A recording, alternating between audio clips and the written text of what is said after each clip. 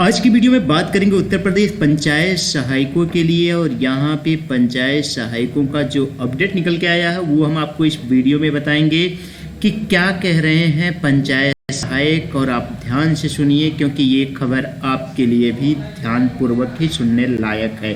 बने रहिएगा चैनल के साथ, लेकिन इससे पहले चैनल पे अगर आप नए हैं तो चैनल को सब्सक्राइब करिएगा ताकि लेटेस्ट इन्फॉर्मेशन आपको हमारे चैनल के माध्यम से मिलता रहे। यहाँ पे जो अपडेट आप देख रहे हैं इसमें लिखा है कि श्रमिकों से भी बदतर दिनचर्या गुजारने को मजबूर हो रहे हैं पंचायत सहायक। आखिर क्या है मैटर, पूरा हम आपको विस्तार में बताते हैं। देखिए, लिखा हुआ है कि आज़ादी से ठीक पहले जिन स्वर्णिम भारत की कल्पना महात्मा गांधी जी के द्वारा देखी गई थी वह भारत के गाँवों के विकास के साथ साथ सरकार की होनी थी, किंतु वर्तमान परिदृश्य में उत्तर प्रदेश राज्य में गाँवों के विकास के लिए रीढ़ की हड्डी माने जाने वाले नवयुवक पंचायत सहायक, जिनका अनुबंध नवीनीकरण होने की दशा में पहुंच गया है, अपने अल्प वेतन के कारण कार्य में विमुख होने को मजबूर हो रहे हैं। बता दें कि गत वर्ष उत्तर प्रदेश सरकार द्वारा 58,189 ग्राम पंचायतों में पंचायत सहायक कम डाटा एंट्री ऑपरेटर नामक पद से विज्ञप्ति निकाली थी, जिसमें अपने अपने ग्राम पंचायतों में मेधावी एवं प्रतिभाशाली आवेदकों का चयन उच्चतम प्राप्तांकों की वरीयता के क्रम में किया गया था और उन्हीं मेधावी क्रमिकों का वेतन के बिना किसी भत्ते आदि के मात्र 6,000 रुपये रखा गया है, जो कि ग्राम निधि के खाते से भुगतान किया जाना है। और उसके बावजूद ग्राम प्रधान एवं सचिव के रहमो करम पर है। पंचायत सहायकों के संवाद के द्वारा ज्ञात हुआ कि धरातल पर ऐसी कई बिंदुवार निम्नांकित समस्याएं हैं जो धीरे धीरे उनके जीवन प्रत्याशा को कम कर रही हैं एवं संविधान में वर्णित जीवन निर्वाह हेतु न्यूनतम मजदूरी के दावे को जो है यहाँ पे धत्ता साबित कर रही। आखिर क्या है पॉइंट, अब हम आपको एक एक करके बताते हैं। समस्याओं में देखिए, इनकी पहली समस्या है कि बिना किसी भत्ते आदि के मासिक रूप में देय जो है वो अल्प वेतन है। दूसरा पॉइंट है कि संविदा कर्मी होने से जनता का पूर्ण रूपेण सहभागिता जो है प्राप्त नहीं हो पाता है। तीसरा पॉइंट है कि ग्राम निधि में पंचायत सहायक के मानदेय हेतु धन की अनुपलब्धता एवं अन्य कारणों से मानदेय विलंब से प्राप्त होना है। और तीसरा जो पॉइंट है, ये मानदेय विलंब से प्राप्त होना, लगभग 90% से ऊपर पंचायत सहायक इस समस्याओं का शिकार हो चुके हैं या इस तरह की समस्याएं झेल रहे हैं। अगला पॉइंट है कि कार्य में सक्षम बनाने हेतु कुशल प्रशिक्षण का अभाव एवं प्रशिक्षण की गुणवत्ता में कमी हो रही है और विकास खंड में आने जाने प्रशिक्षण आदि को प्राप्त करने में व्यय धनराशि की जो प्रतिपूर्ति है वो नहीं किया जाता है। जैसा कि आप सबको पता है कि पंचायत सहायकों का काम तो गाँव में रहकर ही करना है, बट जब कोई काम होता है तो उन्हें ब्लॉक जाना होता है और ब्लॉक की दूरी और उनके जो ग्राम पंचायत है उनकी दूरी काफ़ी लंबी होती है। तो ऐसे में उनको अलग से कोई व्यय धनराशि नहीं दिया जाता है और ऐसे में जाहिर सी बात है 6,000 वैकेंसी या 6,000 की नौकरी पे अगर वो 5 दिन भी जाएगा तो 400-500-600 उसका खर्चा हो जाना है। तो ऐसे में वो भी अमाउंट इनको एक्स्ट्रा नहीं मिलता है। अगला पॉइंट है राजपत्रित अवकाश के दिन भी काम करवाना और उस दिशा में यानी उस दिन में अतिरिक्त भुगतान न होना। जब उनकी छुट्टियां होती हैं तो भी उनको काम पे ही रखा जाता है और ऐसे में उनका पेमेंट उनको टाइम से नहीं दिया जाता, यानी एक्स्ट्रा जो काम कर रहे हैं उनका भी पेमेंट उनको नहीं मिलता है।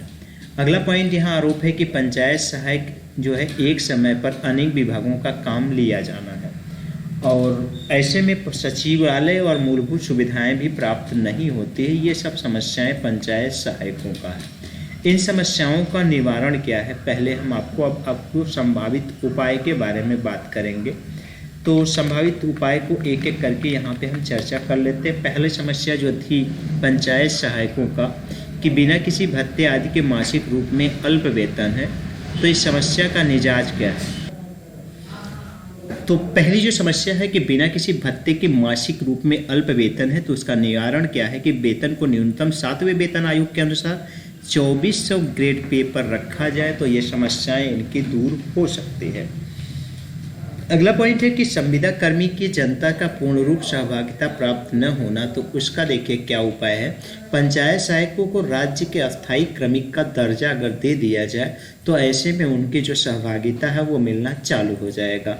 अगला पॉइंट है कि ग्राम निधि में पंचायत सहायक के मानदेय हेतु धन की अनुपलब्धता एवं अन्य कारणों से मानदेय में विलंब होता है। तो इसका निवारण क्या है कि पंचायत सहायक के मानदेय या तो राज्य पोषित हो या ग्राम निधि के खाते से पंचायत सहायक का मानदेय स्वतः निष्कासित हो, यानी जैसे टाइम आए वैसे उनका भुगतान हो जाए। अगली समस्याएं हैं पंचायत सहायकों के कार्य में सक्षम बनाने हेतु कुशल प्रशिक्षण का अभाव एवं प्रशिक्षण की गुणवत्ता में कमी है। तो ऐसा इसका निवारण क्या है कि दिए जा रहे प्रशिक्षण का लाइव प्रसारण एवं रिकॉर्डिंग एवं समय समय पर इनकी समीक्षा भी होनी चाहिए।